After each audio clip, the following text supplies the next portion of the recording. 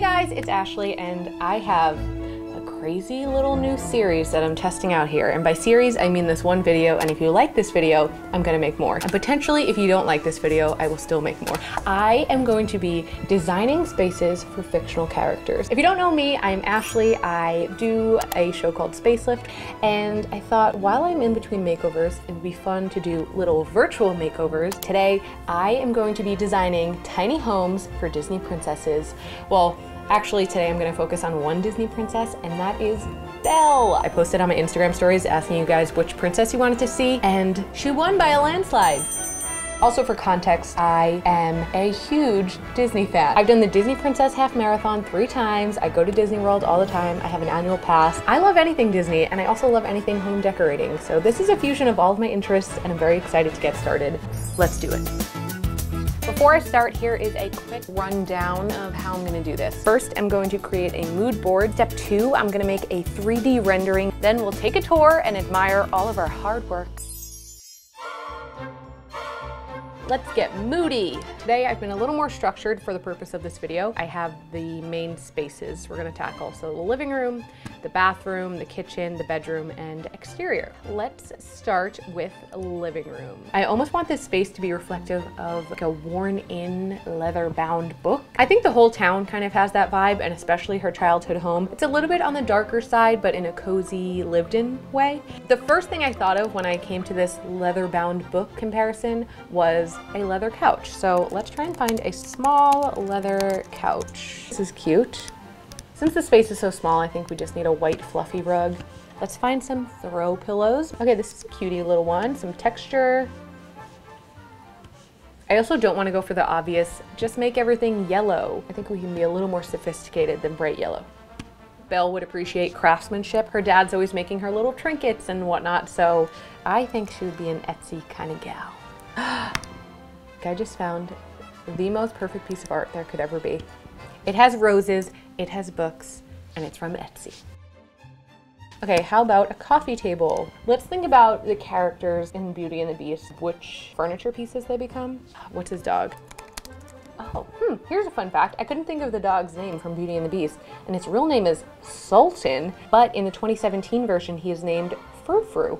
I think I like Frou Frou better. Maybe we can find an ottoman that looks like Frou Frou. Cool, okay, living room, check. All right, I definitely spent way too long on the living room, so I'm gonna try and go a little faster through these other spaces so that we can get to the 3D rendering. For the bathroom, I think let's keep it simple. It's super small. I feel like if Lumiere was a shower head, he might be this shower head. I'm just saying. I like these tiles because they almost look like fleur-de-lis. Belle is French, fleur-de-lis are French, and they fit the style that we wanted to go for, the white marble. So let's do these.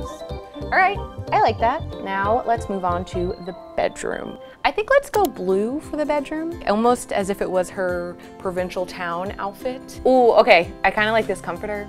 Got that embroidery. It feels handmade even though it's not, it's from Anthropologie. I like that a lot. Okay, cool.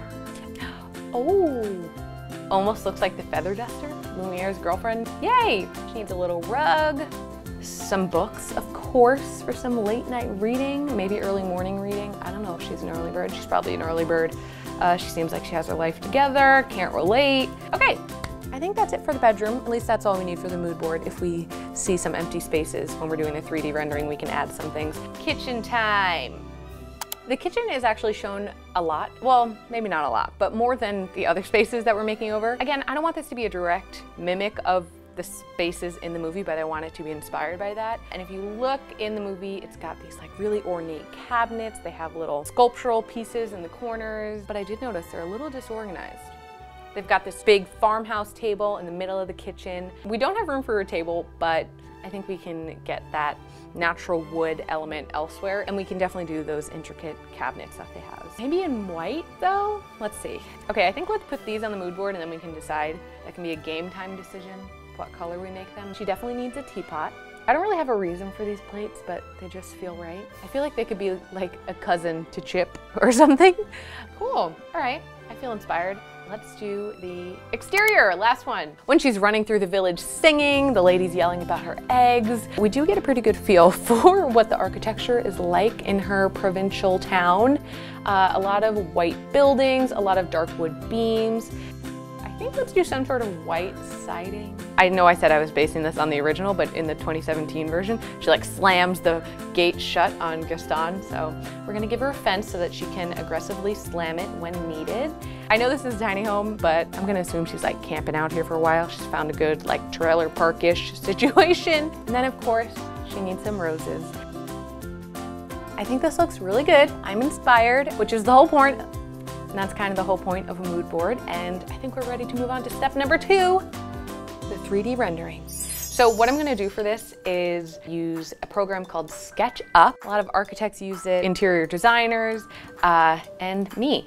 It's almost like The Sims, but a more official version. I actually considered using The Sims to do this part, but I thought this would be a little more official. If I'm laying out the actual space and a corner feels empty, we can totally add a plant or something. We're gonna live in the moment, be inspired, it's gonna be a good time. This is the house that we're starting with. Not too bad, but not very Belle. Let's start with the living space since that's the first thing that you walk into here. First, let's do the floors and also the walls. We've got those nice rustic floors. I might change the paint color, but let's try a little golden color for the walls for now. All right, floors and walls are good. I think the leather couch should go over here. I might have to move these windows a little bit. The couch is now levitating, that's good. This is fun, I like this. This house is really gonna be weighed down by her books and also the tons of marble that I'm putting in the bathroom. So I hope she's not planning on going anywhere with this tiny home, or she has a very large truck. See, this is what I'm talking about when we need to leave room for game time decisions, because I totally did not even consider this little nook here. I think we need to give her a reading nook. A cute little bench, like a window seat.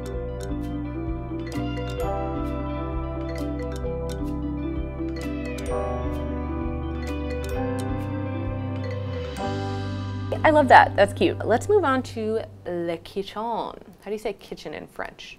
Kitchen in French. Cuisine. I was going back and forth between the white and the brown, but I found these cabinets on the SketchUp catalog. They were pretty perfect and matched the movie exactly. Okay, gotta change those a little bit.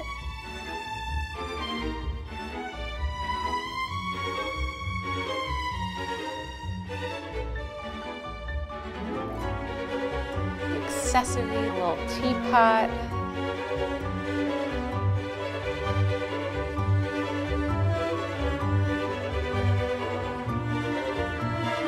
Right off the kitchen is the bathroom. This is a little small, but we're gonna make it work. I'm gonna fit our mood board dreams into here somehow. All right, marble here, marble there, marble everywhere. Can't get the exact tile that we picked out, so we're gonna have to use our imaginations a little bit. Okay, first floor, I think is looking pretty good. I think we're almost done. So let's go up to the loft area, AKA her bedroom. Okay, so let's do those blue walls. This little table looks somewhat like our feather duster peacock table thing. And more books. Every room needs books. We got cookbooks in the kitchen. We got coffee table books in the living room. Books everywhere. Okay, I think that works. That's cute. I could never live in a tiny house because I would hit my head on the ceiling every morning if I lived here, but I'm sure she'll be fine. Let's go outside. First, let's change the siding. This is good. This looks just like what we had on the mood board. Good, good, good. Okay, the roof I'm not totally sure what to do based on the options that the program has. There it is, that's good, I like that. She definitely needs her little rose garden. Originally I was just gonna put a bush, but now I feel like we should put a little plant bed in there too. Give her some stepping stones. Also, stone was a big element in both the castle and her hometown, so we haven't really incorporated that anywhere. So here is a good spot for that. Okay. I think we're done. I'm nervous to say that, but I don't know why I'm nervous. I'm taking this too seriously. Okay, it's tiny home tour time.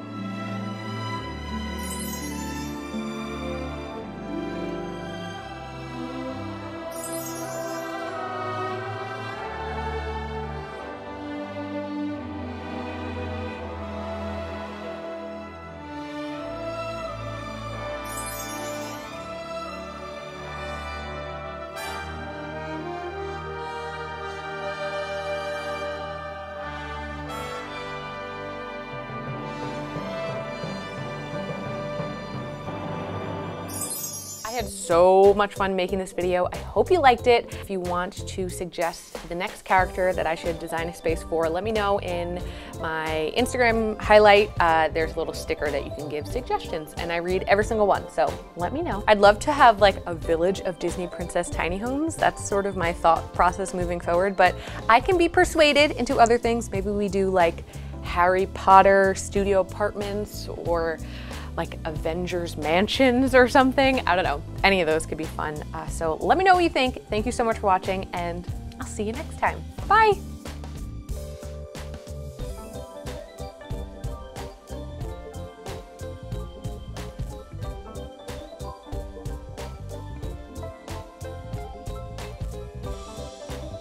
I've been looking at this computer for 22 years.